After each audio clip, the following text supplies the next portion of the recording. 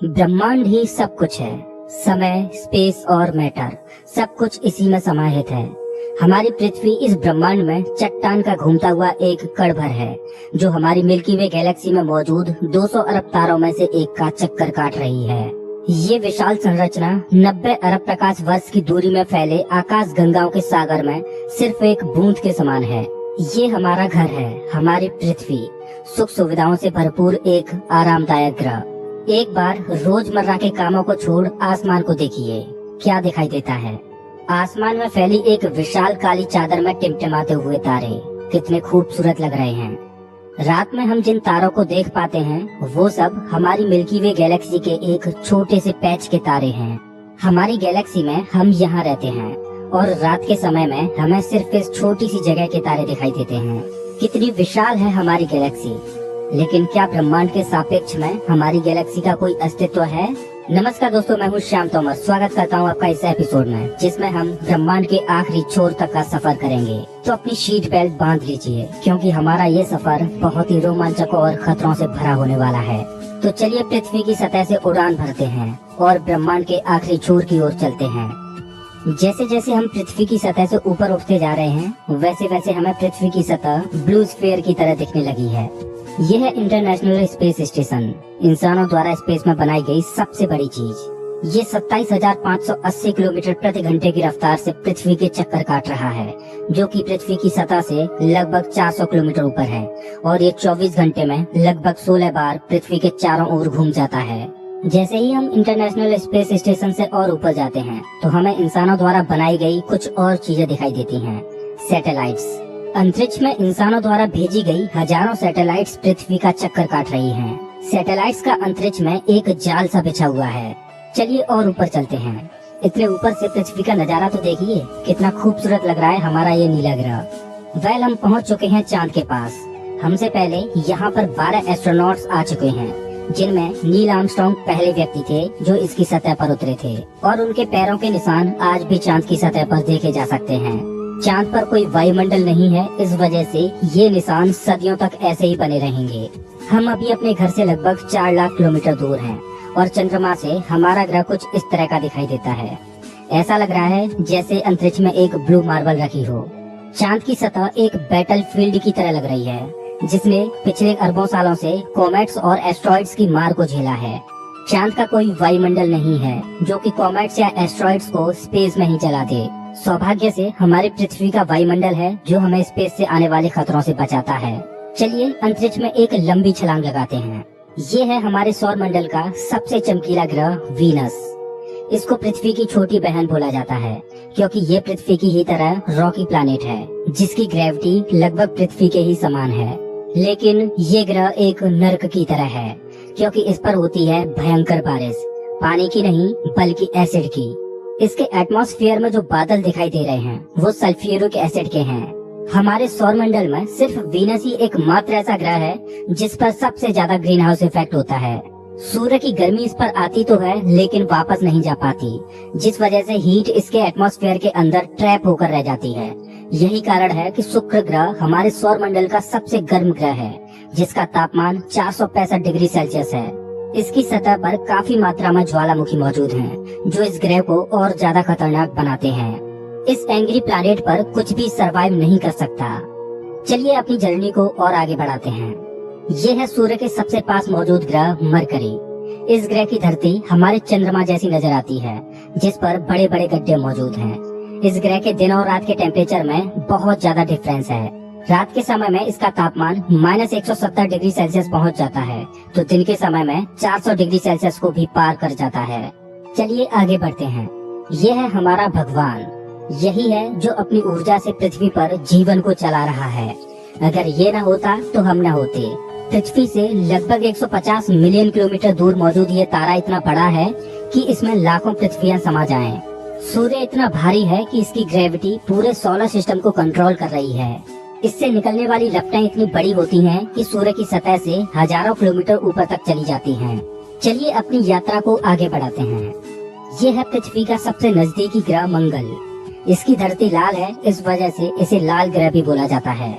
वैज्ञानिक मंगल ग्रह के बारे में जानने के लिए बड़े ही उत्सुक हैं, क्योंकि वैज्ञानिक कहीं न कहीं ये अनुमान लगाते हैं कि मंगल ग्रह हमारा पास्ट है।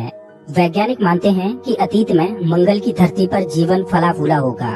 मंगल की धरती पर भी सागर मौजूद थे, नदियां मौजूद थीं, इसका खुद का एक एटमॉस्फेयर था। लेकिन आज ये ग्रह वीरान और बंजर पड़ा है। आज वैज्ञानिक इस ग्रह पर सूक्ष्म रूप में ही सही बैक्टीरिया के रूप में जीवन खोजने में जुटे हैं और वैज्ञानिक इस ग्रह पर भविष्य में बस्तियां बसाने की सोच रहे हैं। अगर हम मंगल पर आए हैं तो हम इसे कैसे मिस कर सकते हैं। ये है ओलंपस मॉन्स, एक प्राचीन ज्वालामुखी। मंगल की धरती पर ज्वालामुखी से बना ये पहाड़ पृथ्वी की सबसे ऊंची चोटी माउंट एवरेस्ट से भी लगभग 3 गुना ऊंचा है और ये हमारे सोलर सिस्टम की सबसे ऊंची चोटी है। अगर मंगल की धरती से हम अपने ग्रह पृथ्वी को देखें तो ये कुछ इस तरह की दिखाई देती है। अब आगे की यात्रा थोड़ी सी डरावनी होने वाली है, क्योंकि अब हम एस्ट्रॉयड बेल्ट में प्रवेश कर रहे हैं, जो कि मंगल और बृहस्पति ग्रह के बीच मौजूद है। इसमें मौजूद हैं बड़ी बड़ी और विशालकाय चट्टानें, जो कि सूर्य के चारों ओर घूम रही हैं। इस एस्ट्रॉयड बेल्ट में इतनी बड़ी बड़ी चट्टानें मौजूद हैं कि अगर ये सब आपस में मर्ज हो जाएं, तो इनसे एक बड़े ग्रह का निर्माण हो सकता है। इस बेल्ट में इतने बड़े बड़े एस्ट्रॉयड्स मौजूद हैं कि इन पर एक बड़ा शहर बसाया जा सके। जैसा कि हम जानते हैं कि 4.5 बिलियन साल पहले हमारे सौर मंडल में ग्रह बने, लेकिन एस्ट्रॉयड बेल्ट में मौजूद ये मलबा जैसा का तैसा रह गया। एस्ट्रॉयड बेल्ट में मौजूद मलबा एक प्लैनेट बन सकता था, लेकिन एक बड़ी शक्ति ने इस मलबे को प्लैनेट नहीं बनने दिया, और वो शक्ति थी जुपिटर। जुपिटर की हाई ग्रेविटी ने एस्ट्रॉयड बेल्ट के एस्ट्रॉयड्स को प्लैनेट नहीं बनने दिया। जुपिटर हमारे सोलर सिस्टम का सबसे बड़ा प्लैनेट है और इसके ढेर सारे चंद्रमा हैं। ये इतना बड़ा है कि हमारे सोलर सिस्टम के अन्य सभी प्लैनेट्स को मिलाकर भी इतना बड़ा ग्रह नहीं बनाया जा सकता। ये है जुपिटर का ग्रेट रेड स्पॉट। ये लाल धब्बा जुपिटर की सतह पर सदियों से चला आ रहा है। ये एक विशाल तूफान है।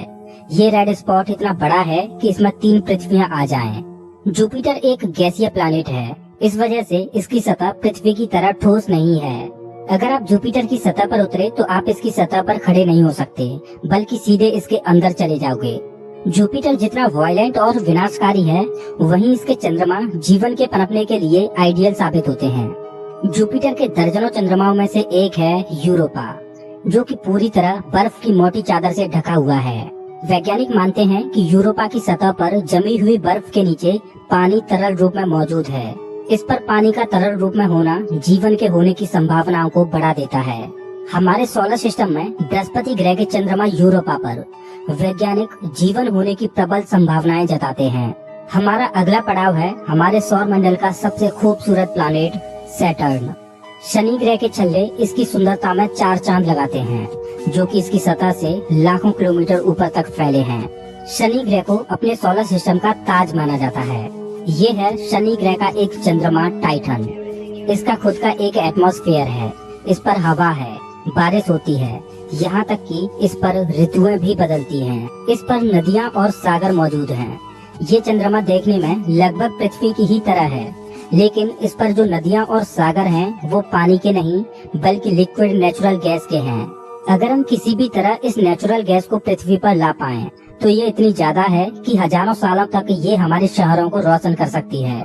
वैज्ञानिक अनुमान लगाते हैं कि अरबों साल बाद जब सूर्य गर्माने लगेगा और एक रेड जाइंट बन जाएगा, तब टाइटन हैबिटेबल जोन में होगा। उस समय टाइटन पर पृथ्वी जैसी परिस्थितियां मौजूद होंगी। इस वजह से वैज्ञानिक टाइटन को भविष्य की पृथ्वी मानते हैं। अभी हम अपने घर से इतने दूर आ चुके हैं कि यहाँ से हमारी पृथ्वी एक डॉट की तरह दिखाई देती है।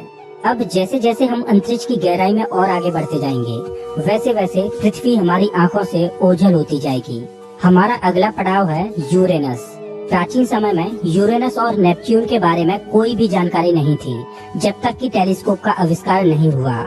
हमारी सौर व्यवस्था का सबसे आखिरी प्लैनेट है नेपच्यून। हमारा सोलर सिस्टम बहुत बहुत बड़ा है, लेकिन नेपच्यून के बाद भी हमारा सोलर सिस्टम खत्म नहीं हो जाता। अपने सोलर सिस्टम की गहराई में हम आगे बढ़ते हैं तो हम पहुंच जाते हैं कुइपर बेल्ट में, जो पिछली एस्ट्रॉयड बेल्ट से 20 गुना चौड़ी और 200 गुना ज्यादा फैली है। ग्रहों की लिस्ट से बेदखल किया जाने वाला प्लूटो भी इसी कुइपर बेल्ट का सदस्य है। कुइपर बेल्ट में एस्ट्रॉयड बेल्ट से भी ज्यादा बड़े बड़े ऑब्जेक्ट्स मौजूद हैं, जिनकी खुद की ग्रेविटी की वजह से इनके चंद्रमा भी हैं। चलिए कुइपर बेल्ट को पार करके आगे चलते हैं। हमारी पृथ्वी से 13 बिलियन किलोमीटर दूर ये है सूर्य से सबसे दूर मौजूद ऑब्जेक्ट सेडना। ये एक बौना ग्रह है जो एक ऐसा स्पेस ऑब्जेक्ट है जो सबसे दूर सूर्य की परिक्रमा कर रहा है। इसकी खोज 2003 में हुई थी। ये सूर्य की एक परिक्रमा 10,000 सालों में पूरी कर पाता है। चलिए अब अपने सोलर सिस्टम से बाहर का रुख करते हैं। अभी हम इंटरस्टेलर स्पेस में प्रवेश कर चुके हैं। देखिए देखिए, अंतरिक्ष की गहराई में ये क्या ट्रेवल कर रहा है। ओह, ये तो वॉयेजर 1 स्पेसक्राफ्ट है। यही तो इकलौता स्पेसक्राफ्ट है जो कि इंसानों द्वारा बनाई गई सबसे दूर मौजूद चीज है। ये पृथ्वी से अब तक 19 अरब किलोमीटर दूर जा चुका है। इस स्पेसक्राफ्ट ने अंतरिक्ष के काफी सवालों से पर्दा उठाया है। ये बंदूक से निकली बुलेट से भी 20 गुना तेज ट्रेवल कर रहा है। चलिए अपनी यात्रा को और आगे बढ़ाते हैं। अभी हम अपने सोलर सिस्टम की हदों से इतने दूर आ चुके हैं कि यहाँ से हमारा सूर्य एक आम तारे की तरह दिखाई दे रहा है, लेकिन इतनी दूर से भी इसकी ग्रेविटी को महसूस किया जा सकता है, क्योंकि अरबों की संख्या में यहाँ पर कॉमेट्स को देखा जा सकता है जो सूर्य की ग्रेविटी से बंधे हुए हैं। इन कॉमेट्स में इतना ज्यादा पानी है कि अगर ये सब इकट्ठे हो जाएं, तो ये पृथ्वी से भी ज्यादा बड़े और गहरे सागरों को भर दें। वैज्ञानिक मानते हैं कि पृथ्वी पर ज्यादातर पानी कॉमेट्स के द्वारा ही आया है। पेंसपर्मिया थ्योरी के अनुसार पृथ्वी पर जीवन कॉमेट्स के द्वारा ही धरती पर आया। अंतरिक्ष में तैर रही इन छोटी छोटी बर्फीली चट्टानों में जीवन सूक्ष्म रूप में बैक्टीरिया की फॉर्म में मौजूद हो सकता है। कॉमेट्स का एक विशाल बादल हमारे सौर मंडल को घेरे हुए है, जिसे ऑर्ट क्लाउड बोला जाता है। ऐसा माना जाता है कि ये ऑर्ट क्लाउड हमारे सौर मंडल की ग्रेविटी की आखिरी सीमाओं पर है। इसके बाद सूरज की ग्रेविटी कमजोर पड़ने लगती है, जिस वजह से इसके बाद सूरज का खिंचाव बहुत कम रह जाता है। अब यहाँ से आगे की यात्रा एक अननोन और रहस्यमय स्पेस में होगी, जहाँ घुप अंधेरा है। यहाँ इतना अंधेरा है कि हम अपनी आँखों से भी कुछ भी नहीं देख पाएंगे। यहाँ देखने के लिए हमें इंफ्रारेड विजन की जरूरत पड़ेगी। हम अपनी पृथ्वी से बहुत बहुत बहुत दूर आ चुके हैं, लेकिन ब्रह्मांड के सापेक्ष में ये हमारा एक मामूली सा स्टेप है। यहाँ से हमें चारों ओर अरबों तारे दिखाई दे रहे हैं, लेकिन अभी हम सबसे नजदीकी तारामंडल की ओर बढ़ रहे हैं। ये है हमारा पड़ोसी सोलर सिस्टम। ये हमसे इतना दूर है कि हमारे सूर्य के प्रकाश को इस तारामंडल तक पहुँचने में 4.3 सालों का वक्त लगता है। इस तारामंडल का नाम है अल्फा सेंटोरी। इस तारामंडल में 3 तारों का समूह है, जिनमें अल्फा सेंटोरी ए और अल्फा सेंटोरी बी तारे आपस में बाइनरी स्टार सिस्टम के तहत जुड़े हुए हैं। इस तारामंडल में प्रॉक्सिमा सेंटोरी बी नामक ग्रह मौजूद है, जो पृथ्वी की ही तरह हैबिटेबल जोन में है और इस ग्रह पर एलियन लाइफ मौजूद हो सकती है। चलिए अपनी यात्रा को आगे बढ़ाते हैं। पृथ्वी से हम 10 प्रकाश वर्ष दूर आ चुके हैं और हमारे सामने ये एक बेबी स्टार है, जिसने अभी अपना जीवन शुरू ही किया है और इस तारामंडल में अभी ग्रहों का जन्म होना बाकी है। हो सकता है कि इस तारामंडल में किसी ऐसे ग्रह का जन्म हो जाए जो हमारी पृथ्वी की ही तरह जीवन को धारण करने योग्य हो, लेकिन अभी इसमें अरबों सालों का वक्त लगेगा। वेल, अपनी यात्रा को आगे बढ़ाते हैं। अभी हम पृथ्वी से 20 प्रकाश वर्ष दूर आ चुके हैं और अभी हम ऐसे तारामंडल से होकर गुजर रहे हैं जिसका जन्म हमारे सोलर सिस्टम के साथ ही हुआ था। इस तारे का नाम है ग्लीज 581 और इसकी सबसे बड़ी खास बात यह है कि इस तारे का चक्कर लगा रहा है एक ऐसा ग्रह जो हमारी पृथ्वी से बिल्कुल मेल खाता है और इस ग्रह पर एलियन सिविलाइजेशन होने की प्रबल संभावना है। वैसे तो हमारी मिल्की वे गैलेक्सी में अरबों तारे हैं, जिनकी यात्रा करना तो दूर, उनको पूरे जीवन काल में गिनना भी संभव नहीं है। तो चलिए अपनी यात्रा को आगे बढ़ाते हुए मिल्की वे गैलेक्सी से बाहर निकलते हैं। ये है हमारी मिल्की वे गैलेक्सी, जो अरबों तारों का घर है, जिनमें से हमारा सूर्य भी एक है। ये गैलेक्सी इतनी विशाल है कि अगर इसके एक छोर से प्रकाश ट्रेवल करे तो लाइट को भी इसके एक छोर से दूसरे छोर तक पहुंचने में 1,05,700 सालों का समय लगेगा। लेकिन ब्रह्मांड में मौजूद बड़ी बड़ी विशालकाय गैलेक्सियों के सामने हमारी गैलेक्सी कुछ भी नहीं। यूनिवर्स में मिल्की वे से भी कई गुना बड़ी गैलेक्सियां मौजूद हैं। तो चलिए अपने सोलर सिस्टम और अपनी गैलेक्सी को पीछे छोड़ते हुए इंटर गैलेक्टिक स्पेस में प्रवेश करते हैं। इंटर गैलेक्टिक स्पेस में प्रवेश करके हमें दूर दूर तक अरबों गैलेक्सियां दिखाई दे रही हैं, लेकिन ये सभी गैलेक्सियां झुंड में हैं और ये है हमारी गैलेक्सियों का झुंड, जिसमें हमारी गैलेक्सी मिल्की वे और अन्य पड़ोसी गैलेक्सियां मौजूद हैं। गैलेक्सियों के इस छोटे से झुंड को लोकल ग्रुप बोला जाता है। गैलेक्सियों का ये लोकल ग्रुप 10 मिलियन प्रकाश वर्ष में फैला हुआ है। जैसे जैसे हम अपनी यात्रा को आगे बढ़ाते जा रहे हैं, वैसे वैसे हमें अन्य गैलेक्सियों के झुंड दिखाई देते जा रहे हैं और उनमें भी हमारे लोकल ग्रुप की तरह गैलेक्सियां मौजूद हैं। गैलेक्सियों के कई लोकल ग्रुप्स को मिलाकर एक सुपर क्लस्टर बनता है। अभी हमारे सामने जो मौजूद है वो है वर्गो सुपर क्लस्टर। इसी वर्गो सुपर क्लस्टर में हमारी गैलेक्सियों का लोकल ग्रुप भी शामिल है और हमारी गैलेक्सियों का लोकल ग्रुप इस छोटे से पैच में है। अभी हम अपने घर से इतने दूर आ चुके हैं कि यहाँ से हम अपने सूर्य को तो छोड़ो, यहाँ तक कि अपनी गैलेक्सी को भी छोड़ो, हमारी गैलेक्सियों का लोकल ग्रुप ही एक छोटे से पैच के समान दिखाई दे रहा है। कितना विशाल है ना वर्गो सुपर क्लस्टर। इस वर्गो सुपर क्लस्टर में 100 से ज्यादा गैलेक्सियों के लोकल ग्रुप शामिल हैं और ये 110 मिलियन प्रकाश वर्ष में फैला हुआ है। चलिए अपनी यात्रा को और आगे बढ़ाते हैं। अरे ये क्या, जैसे जैसे हम आगे बढ़ते जा रहे हैं वैसे वैसे हमें वर्गो सुपर क्लस्टर जैसे अनगिनत सुपर क्लस्टर्स दिखाई दे रहे हैं। इस सुपर क्लस्टर्स के समूह को नाम दिया गया है लेनिया सुपर क्लस्टर और हमारा वर्गो सुपर क्लस्टर यहाँ पर है, एक छोटे से पैच के समान, जिसमें हमारी गैलेक्सियों का लोकल ग्रुप एक डॉट की तरह भी दिखाई नहीं दे रहा। ये लेनिया सुपर क्लस्टर 520 मिलियन प्रकाश वर्ष में फैला हुआ है, जिसमें लाखों वर्गो सुपर क्लस्टर्स जैसे सुपर क्लस्टर्स मौजूद हैं। चलिए अपनी यात्रा को और आगे बढ़ाते हैं। जैसे जैसे हम आगे बढ़ते जा रहे हैं वैसे वैसे लेनिया सुपर क्लस्टर भी छोटा होता जा रहा है और इतनी दूर से देखने पर लेनिया सुपर क्लस्टर भी एक छोटे से पैच की तरह दिखाई दे रहा है। ओह माय गॉड, मेरा तो दिमाग ही घूम गया। खैर अपनी यात्रा को और आगे बढ़ाते हैं। ये है हमारा ऑब्जर्वेबल यूनिवर्स, जिसमें हमारा लेनिया सुपर क्लस्टर एक छोटे से डॉट की तरह मौजूद है। लेकिन क्या यही हमारी यात्रा खत्म हो जाती है? क्या इतना ही बड़ा है ब्रह्मांड? जैसा कि मैंने अभी बोला, ये है ऑब्जर्वेबल यूनिवर्स यानी ज्ञात ब्रह्मांड। ब्रह्मांड के बारे में हम जो भी जानते हैं वो केवल यहीं तक जानते हैं।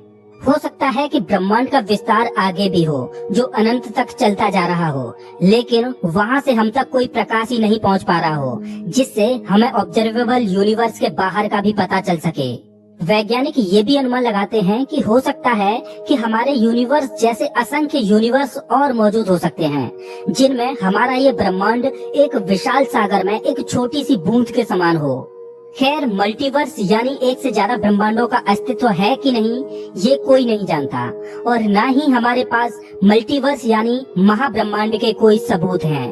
लेकिन ये तो तय है कि ऑब्जर्वेबल यूनिवर्स ही ब्रह्मांड का अंत नहीं हो सकता, इसके बाहर भी कुछ न कुछ मौजूद है जिसका हमें कोई भी ज्ञान नहीं। लेकिन वो क्या हो सकता है? हो सकता है कि हमारा ऑब्जर्वेबल यूनिवर्स भी महाब्रह्मांड में एक छोटे से पैच के समान हो। दोस्तों, आपकी ब्रह्मांड के आखिरी छोर तक की यात्रा कैसी रही? प्लीज कमेंट बॉक्स में जरूर बताएं। अगर आपको ये वीडियो पसंद आया हो तो इसे लाइक करें और ऐसे ही मजेदार वीडियोज के लिए चैनल को सब्सक्राइब करें, साथ ही बेल आइकन दबाएं।